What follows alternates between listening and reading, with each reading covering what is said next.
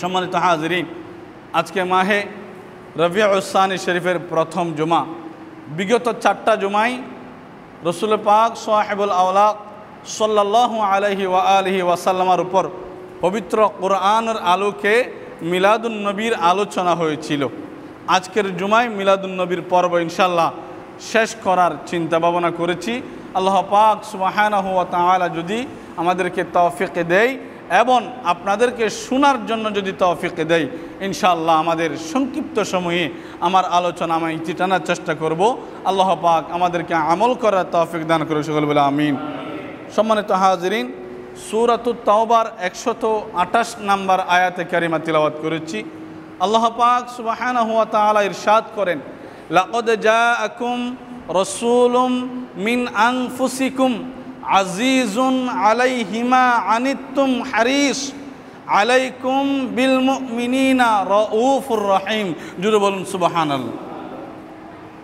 যারা বলেন মিলাদ এটা কোরআনে নাই, আমি বলবো নামাজ এটা কোরআনে আছে কিনা।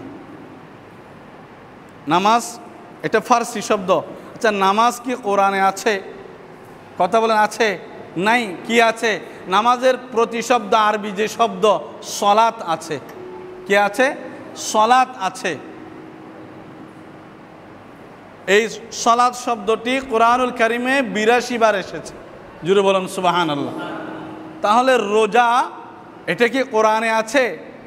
নাই। কি আছে? সওম আছে। কি আছে? সওম আছে।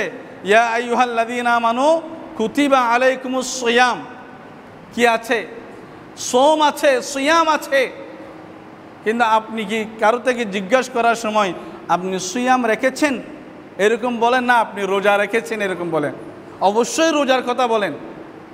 বলতে আমরা কি বলি, যেহেতু আমরা অনারবি আজমি, আমরা এই জন্য আমরা জিজ্ঞেস করি আপনি রোজা রেখেছেন কিনা, আপনি নামাজ পড়েছেন কিনা, এরকম না। তাহলে এখানে দেখেন সুম্মা যা লাকাদ জাআকুম, লাকাদ জাআকুম, এই যা আর একটা অর্থ হচ্ছে ইয়ানি মিলাদুন। জুড়ে বলুন সুবহানাল্লাহ। যার একটা কি অর্থ? মিলাদ। যার একটা অর্থ কি? মিলাদ। জাউখা, লাকাদ জাআকুম। আরেকটা কোরআনুল কারীমের মধ্যে হযরত ঈসা রূহুল্লাহ আলাইহিস সালাম আমার নবীর মিলাদের বর্ণনা করতে গিয়ে আরেকটি শব্দ ব্যবহার করেছেন, সেটা হচ্ছে ইয়াতি। ইয়াতি, এটার অর্থ মিলাদ। জুড়ে বলুন সুবহানাল্লাহ। তাহলে আল্লাহ বলেন লাকাদ জাআকুম রাসূলুম মিন আনফুসিকুম আজিজুন আলাইহিমা আনিতুম হারিসুন আলাইকুম বিল মুমিনিনা রাউফুর রহিম। ও আল্লাহর বান্দারা শুনুন, তোমাদের মাঝে, তোমাদের মধ্য থেকে আমি আল্লাহ এমন একজন রসুল পাঠাবো, প্রেরণ করব। জোরে বলুন সুবহানাল্লাহ। যে রসুল তার উম্মতদের দুঃখে, তার উম্মতদের কষ্টে দুঃখ পাবে, কষ্ট পাবে। যে রসুল তার উম্মতদের কষ্ট হলে ওই রসুল কষ্ট পাবে। তার উম্মতরা যদি বিপদগ্রস্ত হয়ে যায়, বিপদে পড়ে যায়, তাদের জন্য ওই রসুল পেরেশানি বোধ করবে।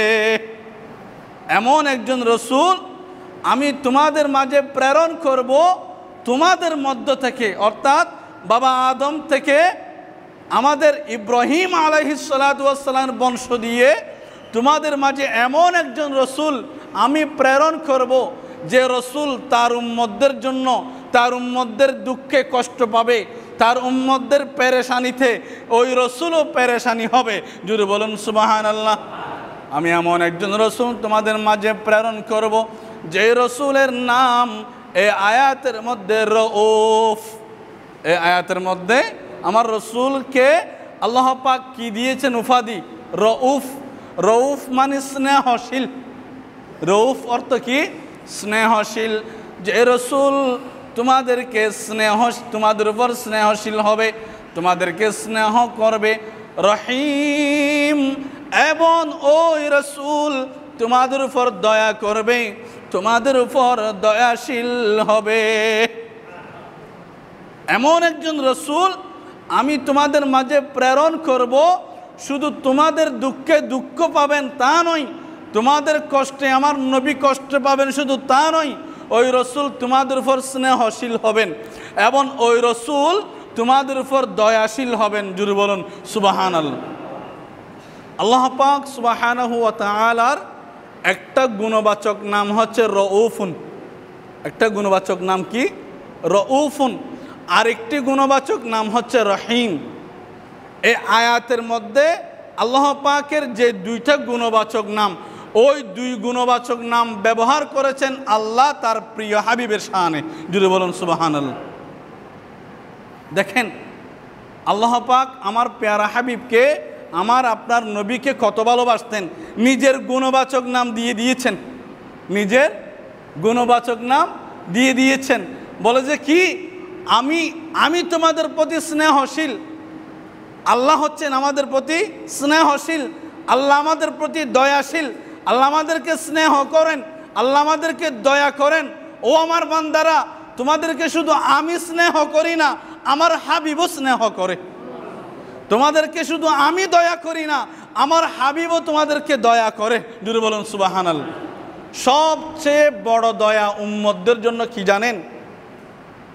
সূরা আলে ইমরানে আল্লাহ পাক ঘোষণা দিচ্ছেন, ওয়া কুনতুম আলা শাফা হুফরাতিম মিনান নার ফাআনকাযাকুম মিনহা।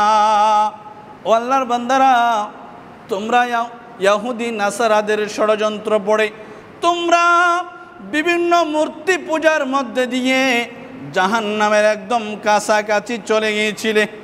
তোমাদের কর্মকাণ্ড দিয়ে জাহান্নামের একদম কাছাকাছি চলে গিয়েছিলে।